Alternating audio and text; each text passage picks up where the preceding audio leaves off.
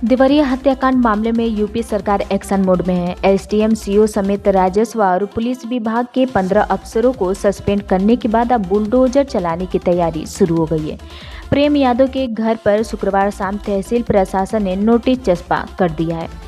उधर इस हत्याकांड के बाद भी दोनों परिवार की दुश्मनी खत्म होती नहीं दिख रही है। प्रेमचंद्र यादव की पत्नी पहली बार शीला सामने आई है। उन्होंने रोते हुए कहा कि सत्यप्रकाश का पूरा परिवार खत्म कर दूंगी। शीला ने कहा कि मेरा पति जनता की सेवा करता था, दिन रात लगा रहता था, लेकिन मेरे पति को कोई बचाने नहीं आया। दूसरी तरफ सत्यप्रकाश के बेटे देवेश ने कहा है कि अब कार्रवाई करके क्या फायदा, जब मेरे माँ बाप थे तब कोई कार्रवाई नहीं की गई। चलिए पहले आपको शीला, फिर सत्यप्रकाश के बेटे की बातचीत और आखिरी में प्रेम यादव के घर के बाहर चस्पा नोटिस के बारे में डिटेल बताते हैं। मर जाए ओकर पूरा खानदान जर जाए, हमार ओसे कोनो मतलब नहीं खे।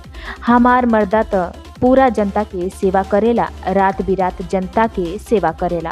हमरे मर्द के केहू बचावे ना आयल, उनकर पूरा परिवार उजड़ जाए, हम उनके अपने हाथे से मारब। हम कहत हई उनका पूरा परिवार खत्म करब, उनके त बदमाश मरना, हम इनके मारब। ये सब देवरिया हत्याकांड में मारे गए प्रेमचंद्र की पत्नी शीला यादव के हैं। भले ये बयान आवेश में दिया जा रहा हो, लेकिन बताया जा रहा है कि गांव में अभी भी रंजिश आग की ठंडी नहीं हुई है।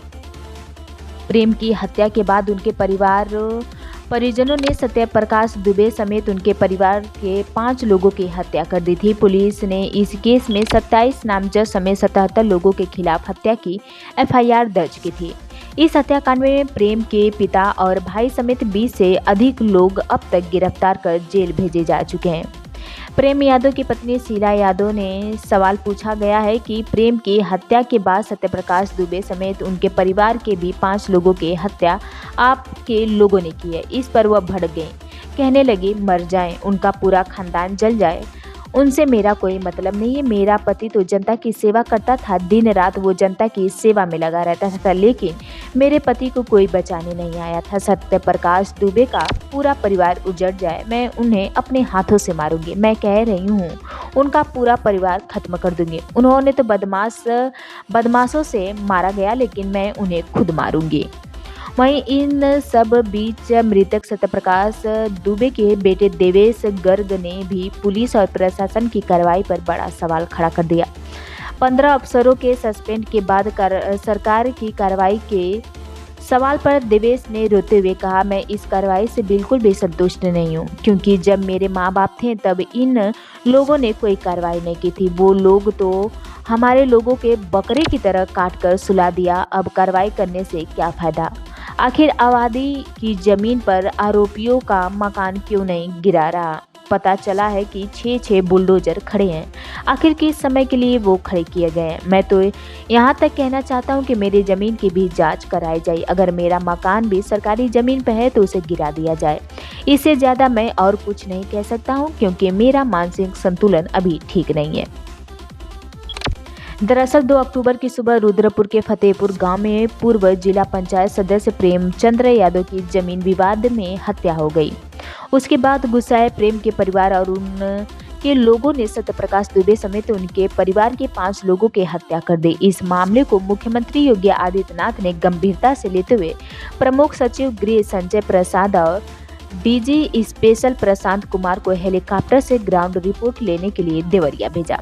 सीएम के निर्देश पर शासन ने जब पूरे मामले की जांच शुरू कराई तो मृतक प्रेमचंद्र यादव से पुलिस और राजस्व कर्मियों की मिलीभगत के सभी काले चिट्ठे खुलकर सामने आ गए। जांच में पता चला कि सत्यप्रकाश दुबे के परिवार ने 4 साल में 17 बार शिकायत की थी। उन्होंने खुद के और अपने परिवार के जान की खतरा भी बताया था। प्रेम यादव के सरकारी जमीन पर कब्जा किए जाने की भी शिकायत की थी, लेकिन हर बार पुलिस और राजस्व कर्मियों ने प्रेम से गठजोड़ कर मामले को रफा दफा कर कार्रवाई करने में से पल्ला झाड़ लिया। वहीं इस नरसंहार के बाद भी देवरिया पुलिस के काम करने के तरीके में कोई बड़ा बदलाव देखने को नहीं मिला। हत्याकांड के बाद भी पुलिस की लापरवाही लगातार सामने आ रही थी। साथ ही मानवता को में शर्मसार करने वाला एक वीडियो सामने आया। सत्यप्रकाश दुबे और उनके परिवार की हत्या के बाद का एक वीडियो भी सामने आया, जिसमें संभवतः पुलिस कर्मियों ने ही बनाई होगी ये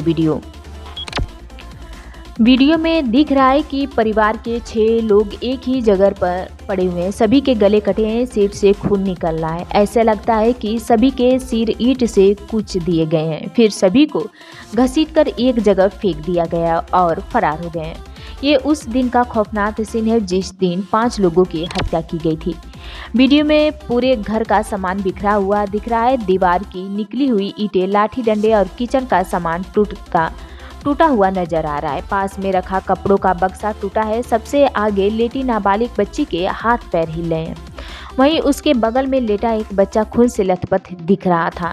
इस वीडियो में 2 बच्चे साफ तौर पर जिंदा दिख रहे थे, जिसमें एक लड़का और एक लड़की है। उनका हाथ पैर भी हिल रहा था। शायद बाकी घर वालों की भी उस वक्त सांसें चल रही थी। लेकिन हैरानी वाली बात है कि वीडियो बनाने की जगह उन्हें अगर तत्काल अस्पताल भेजा गया होता तो शायद सिर्फ एक नहीं 2 बच्चों की जान बच जाती। दूसरी तरफ अगर यह भी मान लिया जाए कि यह वीडियो पुलिस ने नहीं बल्कि किसी और ग्रामीण ने बनाया है, तो अब तक के इतने बड़े हत्याकांड का विवाद से लेकर 5 लोगों की हत्या होने तक का कोई वीडियो सामने क्यों नहीं आया, बल्कि आज के दौर में छोटे से छोटे मामले में भी आसपास के लोग तत्काल वीडियो बनाते हैं। बावजूद इसके अब तक लेहड़ा टोला में हुई 5 लोगों की हत्या का वीडियो तो दूर, पुलिस को अब तक इसका एक चश्मदीद भी नहीं मिला। हालांकि सत्यप्रकाश दुबे के घर के पास तमाम घर हैं, जबकि इस सामूहिक हत्याकांड में सत्यप्रकाश दुबे की बड़ी बेटी शोभिता ने भी जिस 27 लोगों को नामजद आरोपी बनाया है, उसमें कई प्रेम यादव के टोले के नहीं बल्कि सत्यप्रकाश के टोले के रहने वाले हैं। साथ ही शोभिता ने यह भी बताया है कि जब मेरे पिता को मार रहा था तो मेरा भाई उन पर किसी चीज़ से हमला कर दिया, लेकिन प्रेम की ज़मीन पर गिरते ही गांव के लोगों ने मेरा पूरा घर घेर लिया, जिसकी वजह से परिवार के लोग डर कर अंदर चले गए, दरवाज़ा बंद कर लिए थे। उन्होंने भागने का भी मौका नहीं दिया गया। फिर जब प्रेम के परिजन आए तो गांव वालों के साथ मेरे घर का दरवाज़ा तोड़कर अंदर घुस आए और सभी को मारने लगे। ऐसे में यह तो साफ है कि 5 लोगों की हत्या सिर्फ प्रेम यादव के परिजन अकेले नहीं कर सकते थे, बल्कि उनमें गांव के अन्य लोग भी शामिल थे। शायद इसीलिए किसी ने इस दिल दहला देने वाली घटना का वीडियो नहीं बनाया। गांव का कोई व्यक्ति यह भी कहने को तैयार नहीं है कि उसने इस घटना को देखी है, जबकि यह पूरा घटना करीब 3 घंटे तक चला। बावजूद इसके ग्रामीण कहते हैं कि सभी को पुलिस के आने के बाद घटना की जानकारी हुई। वहीं इस मामले में मुकदमा दर्ज करने में पुलिस की एक और खामी सामने आई है। जल्दबाजी के चक्कर में पुलिस ने 2 साल पहले मृतक व्यक्ति को भी घटना में आरोपी बना दिया। पुलिस की इस कार्यशैली पर अब तक लोग सवाल खड़े कर रहे हैं। 27 नामजद और 50 अज्ञात पर केस दर्ज हुआ है, जिसमें माटपारानी विधानसभा के स्थित खामपार थाना क्षेत्र के केहुनिया में 8 लोग आरोपी बताए गए हैं। इसमें एक आरोपी की मौत 2 साल पहले हो चुकी है। ऐसे में अब धीरे धीरे पुलिसकर्मी की लापरवाही कार्रवाई की असलियत अब सामने आ रही है। इस मामले में खामपार थाना क्षेत्र के केउनिया में रहने वाले दिवाकर तिवारी पुत्र रविंद्र तिवारी, अमरनाथ तिवारी, पवन तिवारी पुत्र अमरनाथ, श्री प्रकाश दुबे, जयप्रकाश दुबे व श्री राम दुबे पुत्र गढ़ ब्रिज नारायण दुबे, प्रभात दुबे पुत्र श्री प्रकाश, वीरू दुबे पुत्र श्री राम दुबे पर मुकदमा दर्ज किया गया। इसमें जयप्रकाश की मौत 2 साल पहले हो चुकी है। केउनिया के ग्राम प्रधान राम आशीष ने इस बात की पुष्टि करते हुए कहा कि जब जयप्रकाश की 2 साल पहले मौत हो चुकी है तो उनका नाम मुकदमे में कैसे हो सकता है। देवरिया नरसंहार मामले में यूपी सरकार पूरी तरह एक्शन मोड में है। गुरुवार को एसडीएम, सीओ समेत राजस्व और पुलिस विभाग के 15 अफसरों को सस्पेंड करने के बाद अब बुलडोजर चलाने की तैयारी शुरू हो गई है। यह बुलडोजर रुद्रपुर के फतेहपुर गांव के अभयपुर टोले में रहने वाले दबंग प्रेमचंद्र यादव के आलीशान भवन पर बुलडोजर चलेगा। इसके लिए शुक्रवार की शाम तहसील प्रशासन ने पूर्व जिला पंचायत सदस्य के घर पर नोटिस भी चस्पा की है। नोटिस में कहा गया है कि मृतक के पिता को स्वयं अथवा उनके वकील के जरिए आज यानी 7 अक्टूबर की सुबह 10 बजे तक अपना पक्ष रखना है। नोटिस को लेकर मृतक का परिवार सदमे में है, क्योंकि मृतक प्रेम यादव के पिता और भाई समेत परिवार के अन्य लोग सत्यप्रकाश दुबे समेत उनके परिवार की हत्या में जेल जा चुके हैं।